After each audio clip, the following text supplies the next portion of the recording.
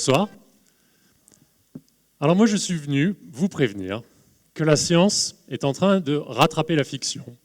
Parce qu'en ce moment, on est en train de s'équiper des moyens d'observation qui vont permettre aux gens de notre génération de détecter, de voir et de caractériser les planètes habitables et potentiellement habitées qui peuplent notre galaxie. Cette question de la pluralité des mondes, c'est quelque chose qui nous tarabusque depuis assez longtemps. C'est quelque chose qu'on retrouve bien avant, par exemple, le début de la première trilogie Star Wars. C'est quelque chose qu'on retrouve, par exemple, dans des écrits qui datent du IVe siècle avant notre ère, un certain Épicure, qui écrivait à un de ses collègues, Hérodote. Épicure était fan des théories atomistes de Démocrite, et il se disait, en lisant Démocrite, qu'il y avait finalement tellement d'atomes dans l'univers qu'il n'y avait a priori aucune raison pour qu'il n'y ait pas, de la même façon qu'il y avait une infinité d'atomes, une infinité de mondes sur lesquels on pouvait imaginer tout un tas de choses. Alors à l'époque, j'imagine que si Hérodote avait eu un téléphone portable, il lui aurait vite envoyé un texto en disant LOL ou quelque chose comme ça. Mais les mœurs étaient un petit peu différentes. C'est intéressant de penser à ce que les anciens pouvaient avoir en tête, en particulier dans leur relation qu'ils pouvaient avoir au ciel. On a entendu tout à l'heure finalement des anciens d'aujourd'hui, d'une certaine façon, qui ont, par rapport à nous, une relation très différente. Ce qui les différencie complètement par rapport au ciel, c'est qu'ils vivaient principalement et majoritairement dans un univers qui n'était pas dominé par la lumière artificielle. Et donc, de ce fait, ils avaient une expérience beaucoup plus personnelle et beaucoup plus directe de ce qu'est vraiment le ciel. Alors maintenant, on peut trouver que certaines de leurs idées étaient un petit peu farfelues. N'empêche que pour eux, les mythes qu'ils ont créés avaient du sens et reflétaient de certaines réalités dont ils faisaient l'expérience tous les jours. Notre relation au ciel aujourd'hui est très très différente et ressemble un peu plus à ça, où on se focalise presque plus sur l'écran qui nous explique ce qu'on est censé voir si on faisait vraiment attention à ce qu'on regarde, et on en oublie un petit peu la réalité qui est derrière les écrans. Et ça, c'est vrai même dans certains cas pour beaucoup des astronomes professionnels qui n'ont jamais vraiment pris le temps non plus de se poser dehors, d'attendre que votre œil s'habitue progressivement à l'obscurité, ce qui va vous prendre au moins un bon quart d'heure pour vraiment commencer à être capable de voir les choses. Et puis, d'un seul coup, de vous laisser vous perdre dans le nombre, dans la quantité des choses qu'il y a à voir. Et parce que d'un seul coup, si vous y passez un peu plus que 5 minutes, vous allez vous rendre compte que ce n'est pas des bêtises qu'on vous a dit, que la Terre, c'est vraiment un petit vaisseau spatial qui se promène dans l'univers et qui nous permet de voir tout ça. Alors des étoiles, vous voyez qu'il y en a beaucoup plus que ce que vous pensiez. Et dans celles qui circulent là, il y en a une en particulier dont je voudrais parler maintenant, une étoile dans la constellation de Pégase, la 51e par ordre de brillance, donc on l'a appelée 51 Pégasi. Elle n'est pas particulièrement brillante, du coup, mais il y a quelque chose de particulier cette étoile, et pour elle, en fait, il y a 2 jours, on célébrait un anniversaire qu'on juge très important. C'était le 20e anniversaire de la découverte d'une planète en orbite autour de cette étoile. Et c'était la première. Avant ça, on avait vécu en gros 400 ans d'astronomie moderne, depuis l'invention du télescope par Galilée, où on était conscient de l'existence d'un seul système planétaire, le nôtre. Et on avait, au fur et à mesure, compris qu'il y avait les petites planètes rocheuses qui étaient plus ou moins près du Soleil, dont la nôtre, et puis un peu plus loin, les planètes géantes, Jupiter, Saturne, Uranus, Neptune. Et maintenant, on sait qu'encore plus loin, il y a d'autres petits trucs. Mais on avait construit cette image mentale de système solaire idéal, et puis finalement, on s'imaginait que les premiers trucs qu'on trouverait ressembleraient forcément à ça. 51 Pégasi b a été une grosse surprise et assez difficile à digérer au début parce qu'on a découvert un système autour duquel il y avait une planète de la taille de Jupiter qui était tellement près de son étoile qu'elle en faisait le tour en 4 jours et demi. Alors que la planète la plus proche dans notre système solaire, c'est Mercure, et ça lui prend presque 3 mois de faire le tour. Donc c'était quelque chose, a priori, auquel on ne croyait pas, Mais bon, 2 astronomes suisses qui observaient depuis le sud de la France avec un télescope de 2 mètres, avec un instrument qu'ils avaient construit qui s'appelait Elodie, ont enregistré ces espèces de variations périodiques dans leur signal, là, et l'amplitude de ce signal-là était indicative de la masse de la planète qu'ils observaient, et la période, évidemment, était reliée à la période de l'orbite de cette planète. 20 ans plus tard, aujourd'hui, j'ai encore vérifié tout à l'heure avant de démarrer, on en est à 1969 planètes dont on a confirmé l'existence autour d'autres étoiles que notre Soleil. Alors dans ces 1969, il y en a presque 500 qui sont des systèmes multiples, où il y a plein de planètes autour de tout ça. Et donc on est obligé d'utiliser les sites internet parce que les gens publient dans tous les sens, et donc il y a des gens qui s'amusent à garder les compteurs en permanence à jour. Et si vous prenez ne serait-ce que nos plus proches voisines, dans les 100 plus proches années-lumière, ce qui est vraiment pas très loin quand on pense aux distances astronomiques, eh ben on trouve un peu plus d'une centaine d'objets dont on a déjà découvert l'existence, et ça vous montre qu'on a des voisins dans toutes les directions dans le ciel. Jusque-là, toutes ces détections ont été indirectes. On a encore très rarement été capable de voir les planètes en question.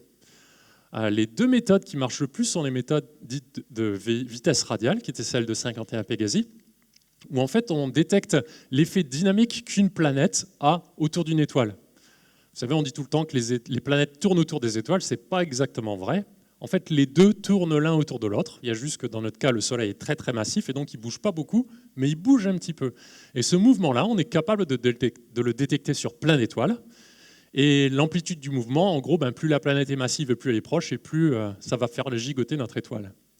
Une autre technique qui est très chouette, c'est comparable à ce qui s'est passé encore il y a quelques années quand Vénus est passée devant notre Soleil. C'est une photo que j'ai prise en fait à l'époque, en 2012. Et donc, on arrive à observer le passage de planètes devant leur étoile qui vont créer une petite ombre. Et comme on suit avec nos instruments la luminosité de ces étoiles-là, eh ben, on va être capable, en regardant la profondeur de l'ombre que ça crée, de connaître la taille de cette planète-là. Alors maintenant, avec la vitesse radiale où on connaît les masses, avec le transit où on connaît la taille, d'un seul coup, on est capable de faire un petit peu de physique et puis de commencer à réfléchir, à savoir mais à quoi ça ressemble à la surface de cet objet-là. On est capable de dire qu'est-ce que ça va être comme gravité, quelle va être la densité, est-ce qu'on va être capable d'avoir une planète rocheuse ou pas. Et du coup, on peut commencer à réfléchir à savoir mais est-ce que ces planètes-là sont potentiellement habitables ou pas. Alors dans notre système solaire, on a plein d'exemples de différents objets. C'est très très riche notre système et on peut commencer à réfléchir un petit peu aux critères d'habitabilité de nos planètes.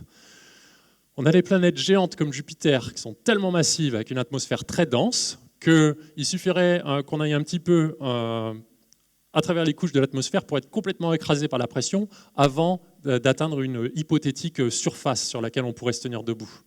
La Lune, beaucoup plus petite, n'a pas été capable de garder son atmosphère au moment de sa création. L'atmosphère s'est simplement évaporée. La Terre est un peu plus massive, a été capable de conserver une atmosphère qui nous protège de tout un tas de trucs et puis nous permet de respirer.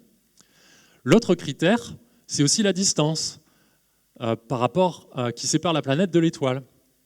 Encore une fois, on a un exemple dans notre système. On a la Terre. On est content qu'elle soit habitable, encore. Mais on a aussi d'autres exemples qui sont un peu plus près. C'est Vénus, un peu plus loin, c'est Mars. Et on voit bien l'effet que ça a d'être plus proche. Il fait certainement plus chaud. Et sur Vénus, on a eu un effet de serre qui a été fortement accéléré de façon complètement naturelle sur le coup, et qui rend la planète complètement invivable. Mars, un peu plus lointaine, moins ensoleillée, beaucoup plus froide. On commence à trouver des traces d'eau liquide, vous en entendez parler ces jours-ci à la télé, mais c'est vraiment très très ténu, ça n'a rien à voir avec notre planète à nous. Et donc, on a trouvé tellement d'objets maintenant qu'on est capable dont on connaît les tailles, dont on connaît les masses, et donc on est capable de en gros quantifier la ressemblance que ces mondes-là peuvent avoir à la Terre.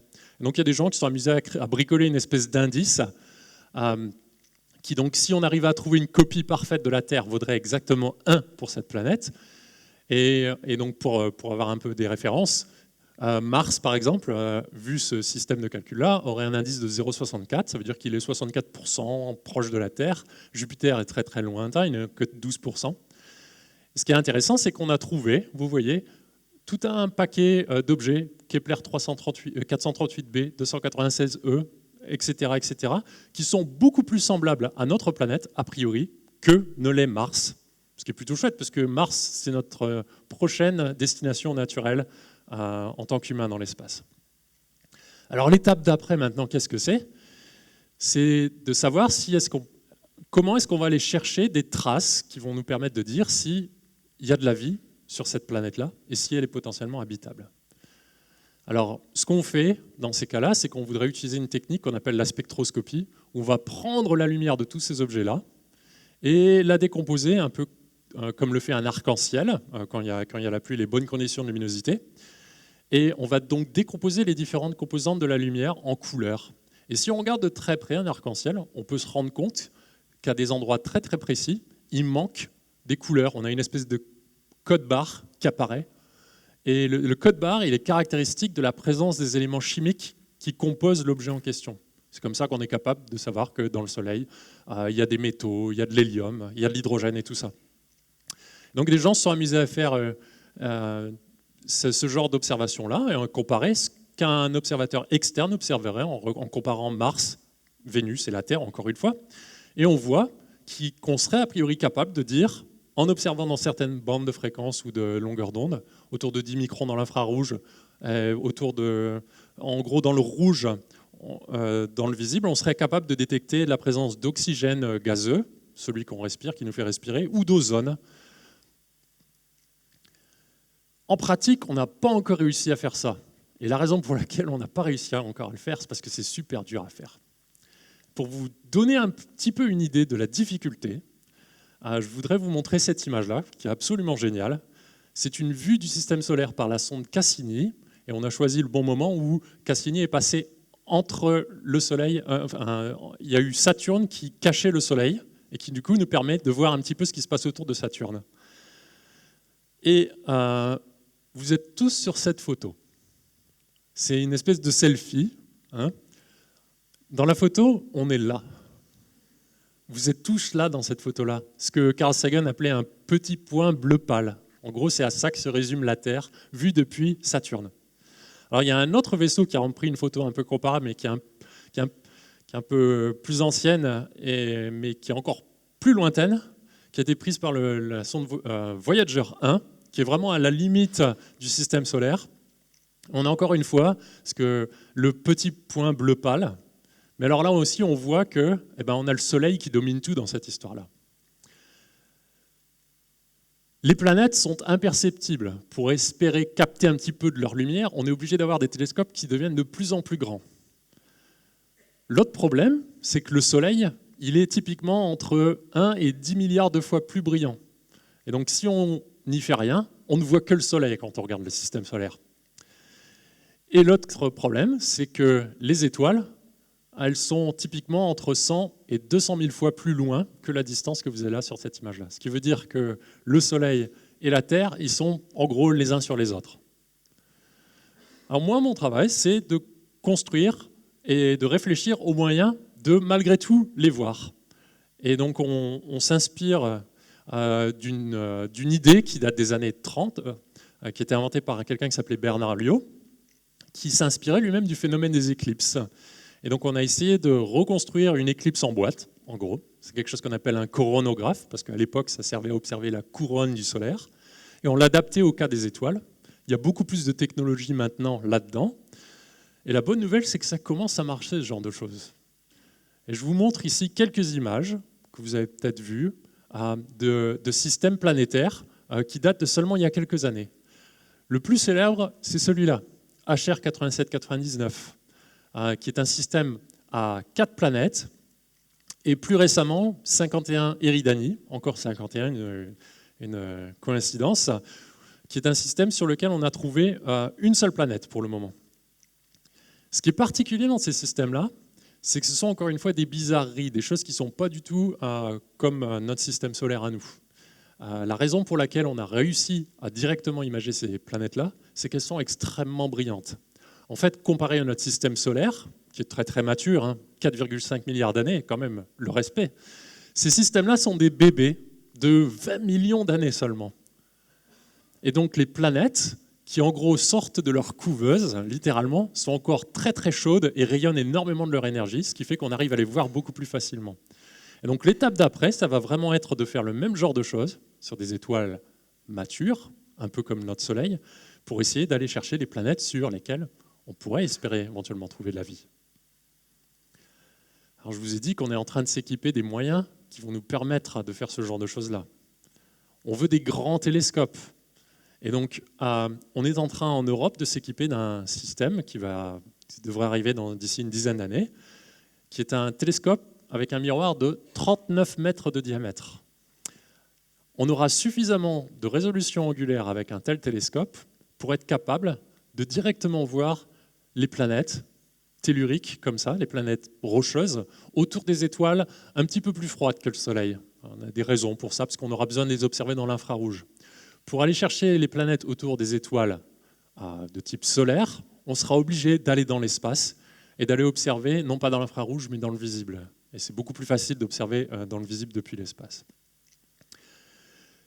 Mais ce que j'ai envie de vous dire, c'est que j'espère que toutes ces découvertes-là de nouvelles planètes ne vont pas se traduire que par des connaissances abstraites, où on sera capable d'aller consulter une base de données sur laquelle on sera capable de dire « Ah oui, il y a la planète Kepler 486b qui a un indice de temps, c'est super ».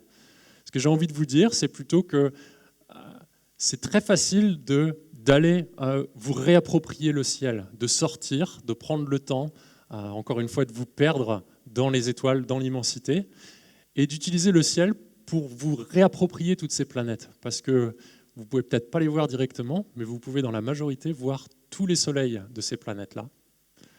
Et profitez-en pour rêver à ce que ces planètes peuvent vous inspirer. Merci.